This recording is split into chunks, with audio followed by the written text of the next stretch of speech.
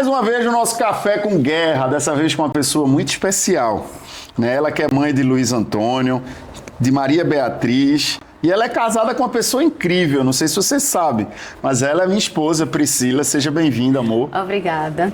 Obrigada pelo convite. De nada. E hoje no nosso Café com Guerra a gente vai conversar um pouco sobre a jornada dela como servidora pública, até de onde veio a motivação pela justiça eleitoral. Vamos passar um pouco também sobre a dinâmica de organizar uma eleição, que não deve ser nada fácil, e também conversar um pouco sobre as questões em torno da cota de gênero, que está uma discussão enorme, né, em vários municípios, tendo candidaturas cassadas e tendo que refazer os cálculos. E ao final, vamos falar ainda um pouco sobre esse projeto de lei que busca aí ou não aumentar a cadeira de deputados federais no Congresso Nacional. Seja bem-vinda, amor. Obrigada pelo convite, né? Fico feliz em participar desse projeto, que é tão importante, né, para nossas vidas, para as nossas vidas. Com certeza. De onde surgiu o direito eleitoral? Por que o direito eleitoral e não a justiça do trabalho, por exemplo? Se eu disser que eu tinha um sonho de ser da justiça eleitoral desde pequena, não é bem assim, né? Mas a justiça eleitoral apareceu para mim quando eu estava estudando para concurso. E aí eu tive a sorte, né, vamos dizer assim, de sair vários concursos de vários tribunais eleitorais ao mesmo tempo. E aí eu tive vontade de estudar essa matéria e aí comecei a estudar para tribunais eleitorais, né? Aí saíram vários concursos, como você mesmo lembra. Me recordo, inclusive teve no Ceará, Paraíba, Pernambuco. E aí, qual mais outros locais? Para um concurseiro isso é muito bom, né? Quem estuda para concurso sabe que quando saem vários concursos semelhantes em sequência é bom porque você já está no ritmo, né? E aí foi o que aconteceu. Eu, na verdade, fui aprovada no TJPE primeiro, trabalhei no Tribunal de Justiça de Pernambuco e logo em seguida fui chamada no TRE Pernambuco. E hoje eu sou muito feliz com o que eu faço, né? Muita gente diz que trabalho de servidor público é um trabalho burocrático, mas graças a Deus eu tenho uma personalidade compatível, né? Eu acho com isso. E aí eu sou tranquila, realizada e gosto do que eu faço, né? Os maiores desafios estão atrelados à organização da eleição, mas nem só de eleição vive a justiça eleitoral, tá bom? O pessoal pensa que a gente só trabalha de 2 em 2 anos. Já vou derrubar esse mito por aqui, tá certo? Afinal, todo dia ela vai para a justiça eleitoral trabalhar. E tem o que fazer, né? Diga-se de passagem. Sério? Seríssimo. Até parece que ele não sabe. E ó, gente, realmente eu me recordo, né, quando estava estudando para os concursos, o interessante é você buscar sempre uma carreira, né? Priscila sempre teve um foco, por exemplo, escolheu a justiça eleitoral. Então ela não estava aí perdendo tempo estudando, por exemplo, direito do trabalho ou direito penal para fazer outros tipos de tribunais. Então essa é uma sugestão até para quem está querendo estudar para concurso, né? Quem estuda tem um foco. Tem um foco, né, em determinada área, uma determinada matéria que predomine na prova. Eu acho que isso é importante. Sim. As pessoas acham que a justiça do trabalho não trabalha. Eleitoral. A justiça eleitoral não trabalha. Diz aí, o que é que vocês fazem todos os dias, já que a gente só tem eleições de 2 em 2 anos? Tá, além da organização da eleição ser uma organização bem prolongada, a gente não organiza uma eleição de 2 em 2 anos e trabalha só naquele mês da eleição ou 2 ou 3 meses antes. Então, a gente planeja a eleição praticamente durante todo o tempo. Hoje mesmo eu estava fazendo um levantamento de materiais que sobraram da eleição passada, já para mandar para o TRE organizar o material que vai ser licitado, que vai comprar para a próxima eleição. Que material, então, exemplo? Materiais que são utilizados na eleição, como por exemplo caneta, como por exemplo cabina de votação, que é aquele negocinho papelão que esconde a urna, tudo, cola, fita adesiva, tudo isso a gente precisa fazer um levantamento com antecedência para o TRE fazer a licitação, né, e providenciar esses materiais. E o atendimento à população? Então, além da eleição, que precisa-se dizer que a organização não é feita em 6 meses, né? É feita sempre, mas de forma mais intensa, claro, né? Nos meses que antecedem a eleição. A Justiça Eleitoral é gestora do cadastro eleitoral. Então, a gente atende as pessoas para fazer título, transferir título, fornece certidões, né, que são importantes para as pessoas resolverem as coisas da vida civil. A gente, nessa gestão do cadastro, a gente lança também os falecidos, as pessoas que morrem, a gente lança, as pessoas que estão com direitos políticos suspensos, a gente lança também. Fora isso, faz-se a manutenção das urnas eletrônicas, né, a gente aqui em Serra depósito de urnas. E aí, a gente, todo ano, tem 2 ou 3 manutenções de urna eletrônica. Manutenção seria o quê? Uma pessoa que vai lá e faz limpeza da urna, verifica se a urna está funcionando, passa um software na urna para ver se está tudo certinho. A gente chama um procedimento que se faz na urna, que é dar carga na urna, para ajustar a hora, para quando chegar na eleição, a urna não está parada 2 anos, para poder ser ligada na eleição. Então, sempre tem manutenções, né, preventivas, e aí a gente que cuida disso também. A gente também faz treinamentos de sistemas, né? Todo mundo sabe que a justiça, todo mundo que trabalha na justiça eleitoral sabe que lá a gente tem milhões de sistemas para fazer eleição e outras coisas. Então, a gente, durante o tempo que a gente não está fazendo eleição, a gente recebe treinamento sobre esses sistemas, do que fazer, de como utilizar. É muita coisa que a gente faz que todo mundo pensa que a gente não tem o que fazer, né? Fora isso, tá vendo que tem coisa? A cerejinha do bolo. Não, eu ia falar. A gente também é responsável pelo julgamento dos processos, né? Talvez não seja a atividade predominante da Justiça Eleitoral, mas a gente julga prestações de contas anuais dos partidos e também as de eleição, de partidos e candidatos de eleições municipais. Fora isso, as ações diversas, como, por exemplo, representações de propaganda eleitoral, procedimentos de filiação e desfiliação partidária, que é uma coisa também que a gente faz. A pessoa quer se filiar, se desfiliar, tem que avisar para o juiz, para a gente lançar nos sistemas. Outra coisa que a gente faz é lista de apoiamento, que são aquela questão de partido de informação. Já ouviu falar? Não. Nunca ouviu falar? Não. Os partidos que querem, novos partidos que desejam se formar e exigem um apoiamento de pessoas, né? Quantidade de pessoas que apoiam, né? E aí os partidos pegam a assinatura das pessoas, a gente é quem confere isso. Precisa de 1% do eleitorado. Do eleitorado. Nacional, Exatamente. em pelo menos 5 estados, e cada um com não menos 0,3% do eleitorado. Essa informação eu deixo com o professor de constitucional, né? Exatamente. É quem vai dizer aí. 1% do eleitorado nacional, distribuído em pelo menos 5 estados, e que cada estado tenha pelo menos 0,3% do seu eleitorado. Isso. A partir daí pode criar um novo partido político. E aí chega pra gente lá as assinaturas dos eleitores, como a gente tem o cadastro biométrico com assinatura, caderno de votação com assinatura, a gente faz a conferência disso. Então quer dizer que além de uma função judicial, né, no processamento das demandas judiciais, na instauração, na parte técnica jurídica, também existe a parte administrativa. Sim. A justiça eleitoral é como se fosse uma justiça, a atividade mista. A atividade jurisdicional e não jurisdicional, administrativa. Ou seja, que cuida de questões simples, mas que são tão importantes como, por exemplo, treinar o mesário que vai estar lá manuseando a urna para que o cidadão possa... Aí, como eu falei para vocês, essas são as atividades que a gente faz, mas dentro da eleição aí tem inúmeras atividades. Sim. Milhões de atividades, como uma delas que é treinar os mesários, né? Qual foi o caso mais emblemático que aconteceu, que ficou na tua mente? Ela nem sabe que eu ia fazer essa pergunta. É bom que tu me pega de surpresa, né? Claro. Mas em relação a quê? Tudo da justiça, algo que você disse, caramba, que interessante isso aqui, nunca imaginei que isso pudesse acontecer.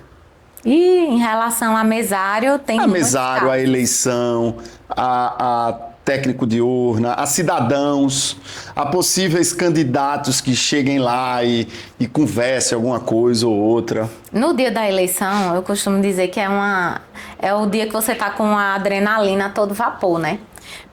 A gente da Justiça Eleitoral, claro, e os eleitores também, os candidatos também, os advogados também. Verdade. Nossos amigos advogados, né, amor? Com certeza, exato. Inclusive... Vocês, advogados. Inclusive, ela sai de casa no dia da eleição de 4h30 da manhã. É. E chega meia-noite, 2h da manhã. Só quando termina a totalização. Quando termina a totalização, a apuração. Já cansei de ir lá levar almoço, lanche, jantar, enquanto tá lá moendo as eleições. Não, assim, no dia da eleição a gente tem tanta história que eu não consigo me lembrar agora de uma específica, não. Mas tem, tipo, por exemplo, mesário que... tá com a roupa de uma cor, por exemplo, e aí o advogado vai lá e diz que o mesário não pode estar com aquela roupa daquela determinada cor e manda o mesário para casa, e o mesário não quer ir para casa, até que foi uma confusão danada numa determinada escola, e eu disse, eu vou aí falar com essa pessoa. Aí saí do cartório para ir falar lá com ela, com a pessoa. Quando cheguei lá, conversei com a pessoa para ir trocar de roupa, porque senão, se ela não fosse trocar... tinha outros também com tons de roupa, de cores parecidas, e aí ia dar uma confusão e a pessoa... Mas graças a Deus a pessoa foi para casa, trocou a roupa e deu tudo certo. Eu me recordo de uma história. De um candidato a vereador. Não pode falar não. Claro. Que jurava que ia ter 1.000 votos. Ah, tem sempre assim. E aí, conta aí, teve só... Não, 1.000 votos não, é porque muita gente que se candidata, né? E aí, acho que muita gente sabe que tem muitos candidatos a vereador, né, nos municípios, né? Tem aqueles mais conhecidos, que tem mais, né, expressividade e tudo, mas é tanto candidato que, às vezes, chega depois da eleição, chega gente lá dizendo que não teve a quantidade de votos que achava que ia ter. E que a urna eletrônica estava com defeito, porque... ele achava que ia ter não sei quantos votos e que não teve, e que era um absurdo, que estava questionando isso e aquilo. E aí, quando a gente vai ver, a votação do candidato foi o quê? 12 votos. Eu achava que eu ia ter uns 200, 300, e eu tive 12 votos, nem minha esposa votou em mim. Aí eu digo, a urna não é que tá quebrada, o senhor tem que ver que muitas vezes o eleitor diz que vai votar, e não vota, né? Olha aí. A urna eletrônica confiável estava lá, né, direitinho, a quantidade de votos que ele tirou nos BUs, ele conferiu tudo certo, nos relatórios da gente tudo certo, mas infelizmente o pessoal prometeu a ele e não cumpriu, né? Tá vendo? Então, às vezes as pessoas falam que o político é mentiroso. Nesse caso, o eleitor também foi mentiroso, né? Dizendo que ia votar nesse político e não votou. Votou em outra pessoa. E o processo de organização da eleição? Qual é a parte mais tensa? Tem algumas partes, né? Que são muito todas as partes são importantes, né? Claro. Mas na eleição municipal, por exemplo, que a carga maior é aqui na gente, no cartório eleitoral do município, a gente primeiramente já começa com o registro de candidatura. Fase importante porque a gente está analisando toda a documentação de quem vai ser candidato. É uma fase muito importante e é uma fase tensa, porque é uma fase que tem um prazo, né? Um prazo curto para a gente da Justiça Eleitoral, que somos poucos servidores, e aí a gente precisa julgar não sei quantos processos num pequeno prazo. E graças a Deus a gente conseguiu essa eleição passada, nós conseguimos lá no cartório julgar, né, com a ajuda do TRE lá em Recife, do pessoal, e aí é a primeira fase tensa. A segunda fase tensa é a preparação das urnas, né, que a gente faz uma cerimônia pública, né? Inclusive, as pessoas têm até pouco costume de participar dessa cerimônia, mas é muito interessante que as pessoas que desejem conhecer mais e conhecer sobre a urna eletrônica, que participem. Essa cerimônia é uma cerimônia pública que acontece toda eleição. Para preparar as urnas. E as pessoas que querem participar, como é que elas podem saber disso? A gente faz divulgação de editais através do Diário de Justiça eletrônico, mas as pessoas que não acompanham essa divulgação dos documentos oficiais, né, podem se dirigir ao cartório eleitoral, que os editais estão publicados lá também, lá no prédio da gente. Ou até perguntar a gente pelo WhatsApp, né, a gente tem um número de atendimento, pode perguntar pra gente no cartório e a gente informa. Entendi. E durante as eleições, né, durante o dia lá da eleição... Como já teve situações de ter polícia, de ter pessoas presas, de ter briga de advogados, Não. briga entre os políticos, eu acredito que deve existir, briga entre os apoiadores dos políticos, né? Porque na cidade interior, geralmente as eleições elas são muito acirradas, né? Para quem mora numa capital, talvez não perceba tanto. Eu digo porque a gente morava no Recife e não tinha essa percepção quando vem para o interior, ver uma disputa muito acirrada, tal qual aí um jogo de futebol, que nós vemos aí torcedores de um lado e de outro extremamente fanáticos e que muitas vezes vão até as vias de fato para defender os seus políticos, né? Eu costumo dizer que no interior acha que os ânimos são mais exaltados porque todo mundo se conhece, né? Então, geralmente, todo mundo tem um lado, o outro tem o outro, tá do outro lado. Todo mundo se conhece e aí por isso fica tudo muito mais evidente, né? Mas no dia da eleição... E aí, já contei. Sempre tem, né, assim, desentendimentos. Teve um caso de um mesário que foi detido, né, porque estava fazendo boca de urna, né, jogando santinhos. O mesário estava apoiando um determinado político. E aí como é que descobriram? Porque foi pego lá. No local de votação, ele foi pego, né, distribuindo santinhos, né, fazendo a distribuição lá de material de eleição, né.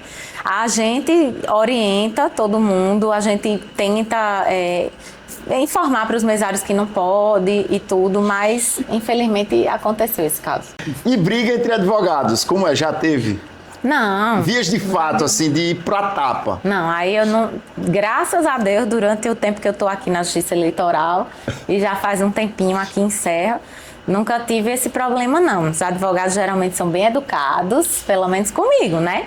Tem uma boa experiência. Mas, assim, confusão e acusação principalmente a questão do tamanho do crachá, meu Deus do céu. Essa é a maior discussão, é? É uma discussão do tamanho do crachá dos fiscais. Menino... Do advogado que vai estar lá como delegado da comissão. Dos fiscais do outro partido oposto. Se tiver 1 centímetro a mais, o pessoal reclama do tamanho. Olha aí, minha gente, pelo amor de Deus, vamos brigar por coisa mais importante. Mas faz parte, né? Faz parte do pleito democrático. Tá lá para pegar, defender os direitos do partido. A gente entende, né? Claro. É só porque, às vezes, parece uma coisa pequena, né? Lá na hora. Mas que eu acho que, na verdade, não é nem a questão do tamanho. A ideia é tentar buscar mecanismos para descredibilizar e ou gerar nulidade da outra chapa. Por qualquer coisa que seja. Você, como advogado, né? Entende bem. Briga entre... E dos teus colegas? Ninguém nunca viu de briga entre advogados, não? Os colegas contam. Tem muita coisa, tem muita história. É porque se você tivesse me prevenido, eu tinha tentado lembrar alguma história mais...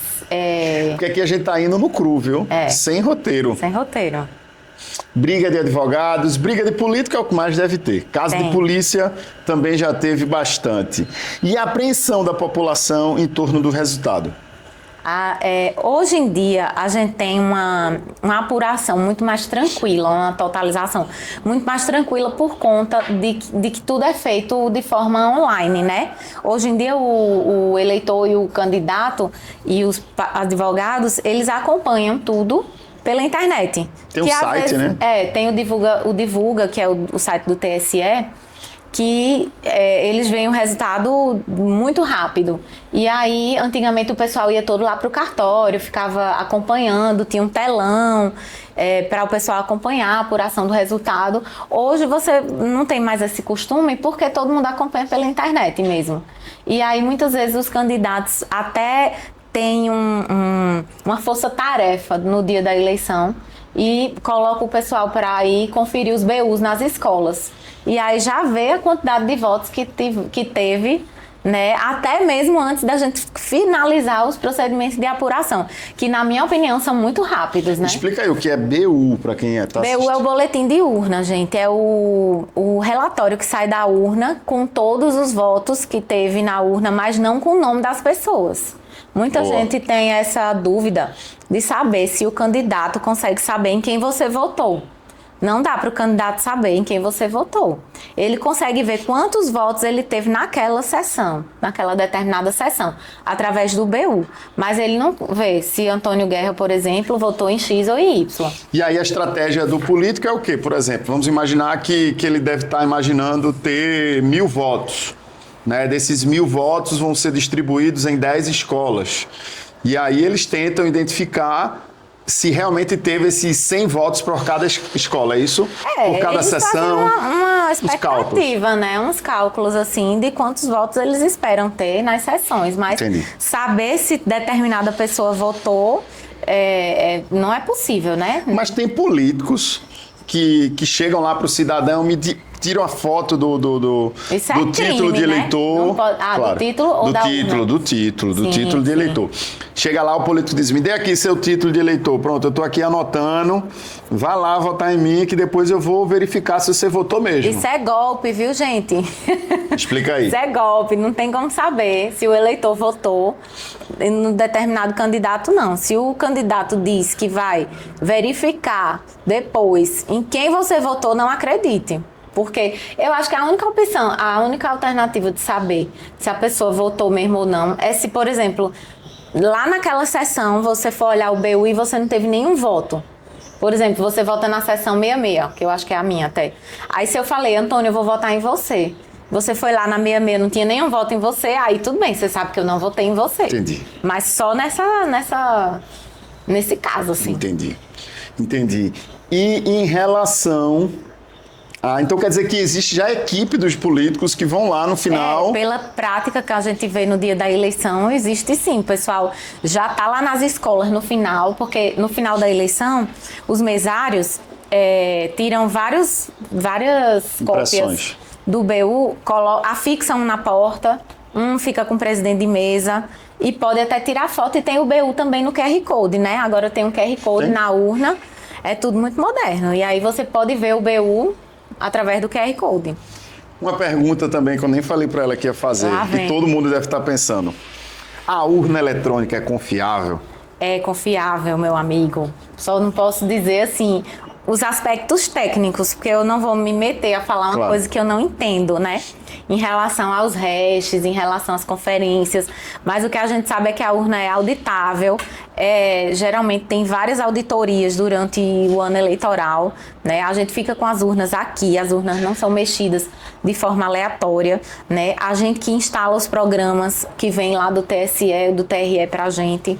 Tem utilização de senhas, auditorias em todas as etapas. E ainda tem outros detalhes, né? A questão da internet, do cartório, não, na época da eleição. Urna, sim, uma informação muito básica, né? Que aí eu consigo falar, né? Porque é uma coisa, não é técnica, mas não é nada complicado. A urna, pessoal, não é ligada na internet. Sabia que muita gente pensa que a urna é ligada na internet? Porque a internet é que dá margem à urna ser hackeada, vamos dizer assim, ao aparelho ser manipulado, hackeado. Mas a urna eletrônica, ela não é ligada na internet. Sim. Quando no dia da eleição mesmo, a internet do TRE também não funciona. Justamente para evitar qualquer entrada de hacker, essas coisas. Interessante, vê só, além da urna não ter internet, no dia da eleição, todos os cartórios eleitorais ficam sem internet, com a conexão específica por VPN, né? Só para fazer a transmissão dos dados da votação. Exato. O que é que podemos falar mais da eleição? Da eleição, acho que é isso. E a confusão depois da eleição, de processo judicial, como é? Na eleição municipal, a gente tem bastante resquício da eleição, né? Que são os processos de representação por propaganda irregular, né? Existem as AIGs, que até entram nessa questão da cota de gênero, que houve um aumento muito grande, né? De ações de investigação judicial e eleitoral. Eu falei AIG e as pessoas não sabem o que é. É um tipo de ação, né? De investigação judicial eleitoral, para investigar algum fato que aconteceu, né, durante o período eleitoral. E aí, já entrando nessa questão da cota de gênero que você falou no início, houve um aumento muito grande nesses últimos tempos desse tipo de ação, reclamando justamente a ocorrência de fraude, a cota de gênero nas candidaturas, né, dos partidos, para vereador, no caso. E aí, o que é essa cota de gênero? A lei prevê que, para os partidos, quando forem lançar as candidaturas dos vereadores, eles precisam ter, no mínimo, 30% do quantitativo de vereadores de um sexo. Geralmente do sexo feminino, né? Que é o que historicamente tem menor participação na eleição. E aí, a gente já na parte do registro de candidatura, quando a gente está analisando os processos, a gente já verifica se o partido atendeu a esse requisito, que é a cota de gênero. Então vamos lá, o partido vai lançar 10 candidatos. Desses 10 candidatos a vereador, 3 necessariamente tem que ser do sexo feminino. Isso, sexo feminino, e 7 pode ser do outro, né? Quando a gente fala em sexo feminino, estamos falando de mulher cis ou mulher trans também? Mulher trans, que for considerada mulher, também entra na cota de mulheres. Isso. Entendi. Aí, o que acontece, que tem acontecido muito nos municípios, é se tentar comprovar através dessas ações que são interpostas na Justiça Eleitoral, comprovar que o partido fraudou, vamos dizer assim, a cota de gênero. Colocou pessoas que não tinham interesse de fato em concorrer à eleição apenas para cumprir os 30% Isso da está cota acontecendo feminina. em muitos municípios? Muitos municípios, né? Assim, essa questão de fraude, de candidaturas fictícias, como se chama, que muitas vezes se chamava de candidatura fantasma, mas hoje se utiliza mais a terminologia candidatura fictícia, foi uma coisa que sempre aconteceu, né? Pessoas que, de fato, não tenham interesse em se candidatar entram só para fazer número, vamos dizer assim. E aí agora, essa questão da cota de gênero está muito em alta, justamente por conta da grande participação e da importância da participação das mulheres na política. E aí é uma questão que está sendo muito debatida nos tribunais, porque as ações são interpostas no juízo de primeiro grau, e aí, dependendo do resultado, recorrem para o tribunal dar o posicionamento final ou até para o TSE. Existe até a súmula, né? Uma súmula já é um assunto sumulado, né? E como é essa súmula? Qual é o número dela? Lembra o texto? É a súmula 73. Ela fala que eu não sei decorado, né? Mas fala mais ou menos os requisitos que o juízo tem que analisar para caracterizar essa fraude, né? Uma candidatura fraudulenta. Que você teria que verificar a votação, o candidato, para ser considerado uma candidatura fictícia, teria que ter uma votação inexpressiva. O outro requisito é que não tenha realizado atos de campanha. O TSE, eu tenho visto que tem batido muito nessa questão de atos de campanha. Se a pessoa não comprovou que realizou atos de campanha, que seriam atos de propaganda, de ir na rua, pedir votos, isso antes da eleição. Eles consideram que é uma coisa muito importante para caracterizar uma candidatura, né? Sim. Afinal, um candidato que quer realmente concorrer na eleição, ele está lá para pedir voto ao eleitor, para fazer propaganda da sua proposta e das suas propostas. E a outra coisa que leva-se em consideração é a questão da prestação de contas. Se for uma prestação de contas zerada, padronizada, também é um requisito que você leva em conta para declarar que a candidatura foi fictícia, entre outras coisas, né? Claro. E aí as consequências são bem graves, né? No sentido de que a cassação de uma chapa, vamos dizer assim, como a gente chama, pode mudar o resultado de uma eleição, né? Mas calma. Dos 184 municípios que tem no estado de Pernambuco, tem noção de quantos municípios tiveram esse tipo de ação? Rapaz, eu não tenho esse dado, mas eu acredito que em quase todos. Quase todos? Não, assim, não sei. Não, claro. Quase todos é muito, né, talvez, mas assim, eu tenho, assim, muitos colegas de cartório que têm esse tipo de ação, nem que seja uma ação, assim, desse tipo de cota de gênero. E quais são as consequências? Tu falou dos 180 municípios. E 4 municípios. É porque nós não temos 184 cartórios. Também tem a isso, gente né? só tem 122 cartórios eleitorais. Tem município, por ser muito pequeno, não tem mais cartório eleitoral, né? Entendi. E aí, essa cidade que não tem cartório eleitoral é vinculada a um cartório de uma cidade vizinha, vamos dizer assim. Entendi. Entendeu? Agora, talvez esse número seja, eu dizer que tenha, em todos tenha uma ação de cota de gênero, talvez seja demais. Sim. Mas o que a gente vê é que tem muitas ações em curso, que foram interpostas, que estão em curso ou que já foram finalizadas. E aí, a importância disso aí é que isso pode mudar o resultado de uma eleição. Pois é. Quais são as consequências de, por exemplo, uma AIGE que tiver sido proposta em virtude, com fundamento nessa cota de gênero, que seja julgada procedente? Como essa questão da cota de gênero é um requisito vamos dizer assim, para o partido participar da eleição, se por acaso for configurada a fraude, né, o processo andar todinho e transitar em julgado, e o juiz, o desembargador, vai determinar a cassação da chapa, ou seja, anulação dos votos recebidos por tal partido. Ou seja, aqueles 10 vereadores, por exemplo, que nós imaginamos aqui, que houve 3 mulheres, tão somente de maneira burlada, de maneira fraudulenta. Pode ser uma mulher. Pode ser uma mulher que foi só. Não, vamos imaginar fraude. que desses 10, sei lá, 5 foram eleitos. Sim, certo. Todos eles perderão. Perderão. Caramba, Porque todos. os votos de tal partido, do partido X, vão ser anulados. Entendi. O partido vai ter todos os seus votos anulados. E se esse partido tiver coligado com outro partido? Também... No caso de vereador, não tem coligação mais. Não tem. E isso aí só serve para DRAP, ou seja, para candidatura de vereador. E aí a consequência da procedência dessa ação é a cassação de toda a chapa. Ou seja, as pessoas que... Desde aquela pessoa que não teve nada a ver, mas só porque estava num partido porque, que na burlou verdade, o sistema. A punição de anulação dos votos vai para o partido, né, como um todo. E aí, quem foi eleito por aquele partido vai perder aqueles votos que ganhou, né, na eleição.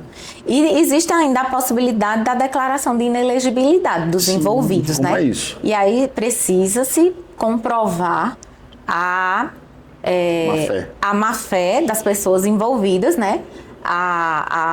O intuito da fraude. E aí essas pessoas do partido ou o próprio candidato fictício ou algum outro candidato que foi beneficiado, eles podem ser declarados inelegíveis através da sentença. Olha aí, gente, que babado, viu? Sei lá, agora eu fico pensando, imagina seu Zé, que tá lá entre os 10 e que não sabe de nada, que tá por fora dessa parte mais técnica, e ele se elegeu, e aí vamos imaginar que realmente houve a procedência da ação, a sua chapa vai ser... Acontece. Acontece. E aí, o que é que vai acontecer? Vão entrar outros vereadores? Aí a gente tem que fazer um novo cálculo, né? Que aí eu já não vou saber explicar esse cálculo, até já estudei, mas... É bem complexo esse cálculo. Bem complexo, né? Porque precisa pegar o coeficiente eleitoral, recalcular, dividir pelas cadeiras, para a partir daí ver quanto cada partido teve. Aí a gente tem um sistema, né, graças a Deus, que faz automático. Que faz o cálculo, né, novamente, recalcula, retirando os votos anulados, né? A gente alimenta novamente o sistema, faz a retotalização e aí é onde existe a modificação das cadeiras, vamos dizer assim, da Câmara Municipal, né? Que aí, pode eleger quem não tinha sido eleito, né? Sim. E aí essa pessoa que por algum motivo não se elegeu antes, mas a partir desse novo coeficiente, ele se torna eleito, aí vai ter um processo de diplomação ou já vai direto para a posse? Não, já vai direto para a posse. E a questão da diplomação, aquela cerimônia que a gente faz, é uma cerimônia só pro forma. Entendi. Né? Uma cerimônia formal para a entrega dos diplomas, mas o candidato que foi eleito, a gente vai entregar, ou ele vai tirar até na internet, que eu acho que existe o link já para você expedir, o candidato expedir o seu diploma, mas a gente vai entregar, vamos dizer assim, um diploma de eleito a ele. Entendi. Muito bom. Mas assim, cerimônia provavelmente não vai ter, não vai, que não precisa. É uma coisa bem formal só. E para a gente chegar no nosso último ponto da conversa, em relação a essa mudança que está tendo aí no Congresso Nacional para reconfigurar novos deputados federais em outros estados. Como é isso? Pernambuco não é... Pernambuco vai perder, né? Não. Eu Vai perder, eu não sei. Não, vai perder não. Porque Vai ficar do jeito que tá. Eu entendi que fica do jeito que tá, mas podem me corrigir aí se... E aí esses outros estados vão ter mais deputados? É por conta do novo censo, né? Não foi feito um censo. Sim. E aí, a partir disso, inclusive houve mudança de número de vereadores em vários municípios, né? Serra Talhada não teve, né? Não, mas Triunfo, por exemplo, reduziu 2 cadeiras, se eu não me recordo. Por conta que o número de candidatos nas eleições proporcionais, ele é justamente proporcional ao número de habitantes, a população. E aí, havendo aumento ou diminuição, existe uma modificação desse número. E aí existe um projeto de lei complementar que está, não sei exatamente se está na Câmara ou no Senado, onde é que está, em que altura está lá para ser aprovada, que propõe esse aumento das cadeiras de deputado no Congresso Nacional, na Câmara de Deputados, de alguns estados do Brasil, que teve essa variação aí da questão da população. Mas aí, pelo que eu vi, Pernambuco não muda, né? O que eu vi, eu até peguei uma tabelinha aqui de alguns que vão mudar. Quais são? Que vão ganhar cadeiras, ó, o Pará, o Amazonas, Mato Grosso, Rio Grande do Norte, Minas, Santa Catarina, Goiás e Paraná. Esses ganham. O número de deputados passaria de 513 para 531 no Brasil. E aí é interessante que isso reflete também na questão dos deputados estaduais. Isso, eu ia fazer essa pergunta. Os deputados estaduais, o número de deputados nas câmaras estaduais, nas assembleias. Nas assembleias é também contado a partir do número de cadeiras da Câmara de Deputados. Eu dou essa aula de Direito Constitucional. Ele sabe melhor do que eu, minha gente. Não, sei não. Eu dou essa aula de Direito Constitucional, os meninos ficam doidos. Por quê? Até 12 deputados federais haverá o triplo de representação na Câmara na Assembleia Legislativa dos Estados. Então, se tiver 12 deputados federais, 36. Vão ter, respectivamente, 36 deputados estaduais nas Assembleias Legislativas. Mas para cada aumento de um deputado federal, aumenta um deputado estadual. Tem um limite de 36. Que é isso. A partir de 36... Exato. Você só conta um mais um, para um. Um para um. E tem um limite mínimo de 8 deputados federais e o máximo de 70. Perfeito. É isso aí. Aí essa questão desse projeto de lei complementar ainda está sendo votado, né, no Congresso. Não sei se está na Câmara ou no Senado, mas aí o pessoal polemiza bastante a questão, né, por conta do orçamento, né? Sim. A questão de aumentar gastos, aumentar custos, mas o fundamento seria esse aí, a questão da população. Muito bom, doutora. A última pergunta para a gente finalizar. Lula ou Bolsonaro? Deus me livre de eu falar isso aqui. Nunca. Gente, quero agradecer demais a presença da minha esposa. É uma conversa leve para trazer informações sobre esses aspectos da justiça eleitoral, numa linguagem simples para que você possa compreender, sem viés político-partidário, que essa não é a nossa proposta. Na verdade, nem pode, né?